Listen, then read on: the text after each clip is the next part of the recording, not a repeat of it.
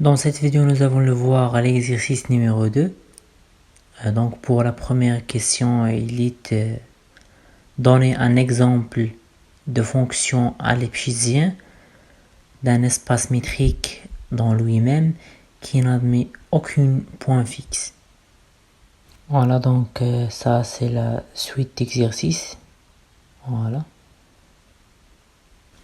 Donc considérons l'espace métrique complet. Considérons l'espace métrique complet. R menu de la distance D.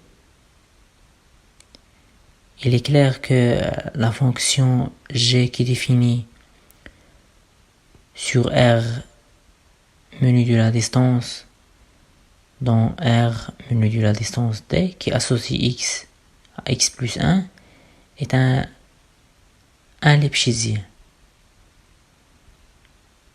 Voilà. Mais n'admet aucun point fixe. Donc on peut trouver que la valeur absolue de G de X moins G de Y inférieure à la valeur absolue de X moins Y, mais n'admet aucun point fixe parce que X plus 1 différent de X. Maintenant la deuxième question qui dit soit ET un espace métrique compact et F défini sur E dans E une fonction strictement un lépichézien, c'est-à-dire il vérifie la propriété qui dit que pour tout xy appartenant à E fois E, si x différent de y implique que la distance entre f de x et f de y inférieure strictement à la distance entre x et y. Montrons que donc de i, montrons que toute fonction contractante est strictement un lépichézien. Voilà, donc soit f définie sur E dans E, une fonction contractante,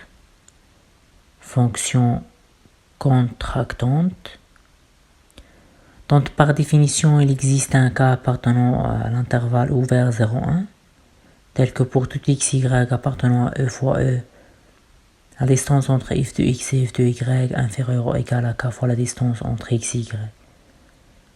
Voilà. Donc par définition, il existe un cas compris entre 0 et 1, intervalle ouvert 0,1, tel que pour tout xy appartenant à E, la distance entre f de x et f de y inférieure ou égale à k fois la distance entre x et y.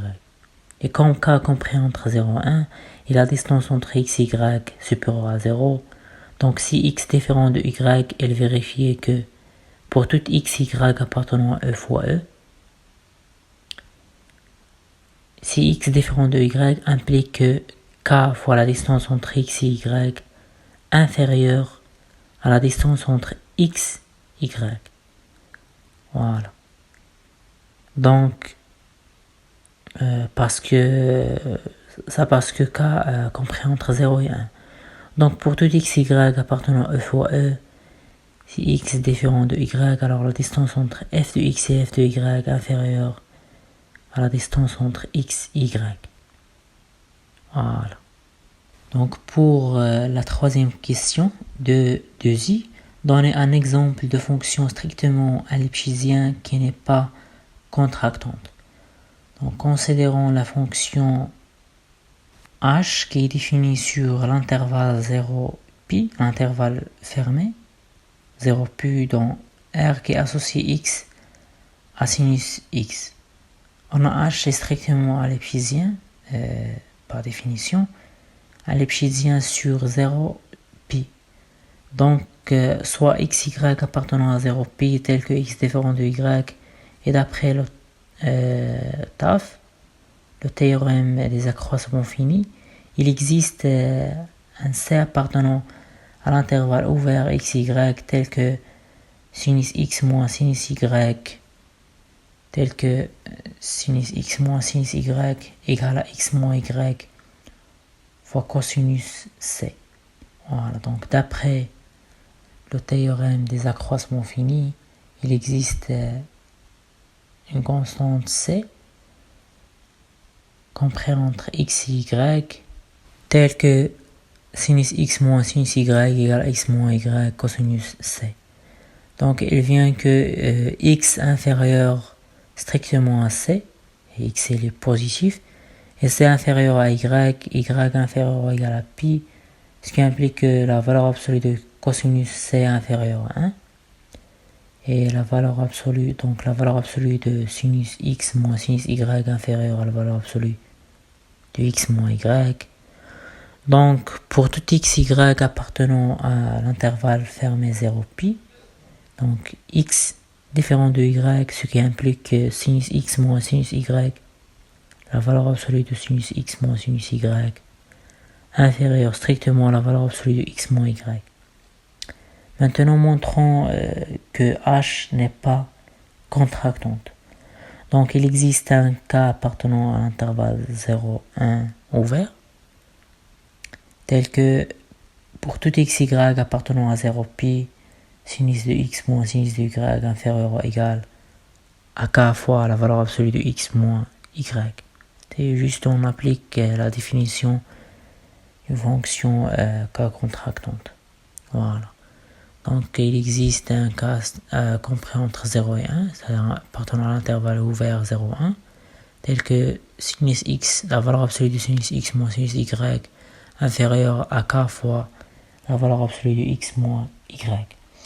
En particulier, on a, pour tout x appartenant à l'intervalle fermé 0 pi, sinus x inférieur ou égal à k fois la valeur absolue de x, ce qui implique que la limite de sinus x sur x, quand x tend vers 0, avec x différent de 0, égale à inférieur ou égal à k. Voilà. Donc, ça, c'est égal à la limite de k quand x tend vers 0. Donc, k ne dépend pas de x, donc juste une constante. Et la limite d'une constante égale à une constante. Avec la limite de sinus x sur x quand x tend vers 0 égale à 1. Et k supérieur, donc k supérieur égal à 1. Et on sait que k est différent de 1. Ça, c'est une contradiction. Parce que k appartenant à l'intervalle ouvert 0, 1. Maintenant, on passe à la quatrième question. Montrer que toute fonction strictement lipschitzienne est un lipschitzien. Pour cela, on suppose que f soit strictement lipschitzien, un lipschitzien, strictement un lipschitzien. Donc, soit le couple xy appartenant à e fois e. Donc, on a deux cas. Si x égale à y et si x différent de y. Donc, si x égale à y, alors la distance entre f de x et f de y égale à 0. Donc, égale à la distance entre x et y. Avec f de x égale à x et f de y égale à y. Voilà. Ici, x différent de y, alors la distance entre f de x et f de y inférieure strictement à la distance entre x et y. Alors, dans tous les cas, on a pour tout x, y, pour tout couple x, y appartenant à e, la distance entre f de x et f de y inférieure ou égale à la distance entre x et y. Maintenant, on passe à la cinquième question. Montrer qu'il existe a appartenant à e tel que la distance entre f de a et a égale à l'inf de la distance entre f de x et x. Voilà. Donc, considérons la fonction psi qui est définie sur e dans R+, qui associe x à la distance entre f de x et x. Donc, c'est une application continue comme composition des fonctions continues. Donc, on a psi, c'est la composante de deux fonctions f et d. F définie sur e dans e fois e qui associe x au couple f de x, x et d, la distance qui est définie sur e fois e vers, ou bien sur R+, dans R+, D défini sur E fois E dans R+, qui est associé le couple YZ à la distance entre Y et Z. Et puisque E est compact et psi est borné et atteint ces bornes, donc il existe A appartenant à E tel que la distance entre f de A et A égale à l'inf de la distance entre f de x et x, avec x appartenant à E. Et pour la dernière question qui dit en déduire que A est l'unique point fixe de f, donc premièrement on montre l'existence et après on montre l'unicité. Donc pour l'existence, montrer que A est un point fixe de f, c'est-à-dire f de A égale à A. Montrer que A est un point fixe de f, c'est-à-dire f de A égale à A. Supposons par l'absurde que f de A est différent de A. D'après l'hypothèse sur f, elle vient que la distance entre f de A inférieure à la distance entre f de A et A. Donc, et ça, c'est contradiction avec le fait que pour tout x appartenant à E, la distance entre f de A et A inférieure ou égale à la distance entre f de x et x. Parce que la distance entre f de A et A égale à l'inf de la distance entre f de x et x avec x appartenant à E. Donc, f de A égale à A. Maintenant, pour l'unicité, supposons que A est un autre point fixe de E, c'est-à-dire f de B égale à P, montrons que A égale à P. Donc, supposons que A est différent de B par l'absurde. Donc, la distance entre f de A et f de B inférieure strictement à la distance entre A et B, ce qui implique que la distance entre A et B inférieure à la distance strictement à la distance entre A et B. Ça, c'est contradiction, parce que la distance entre A et B égale à la distance entre A et B. Alors, A égale à B.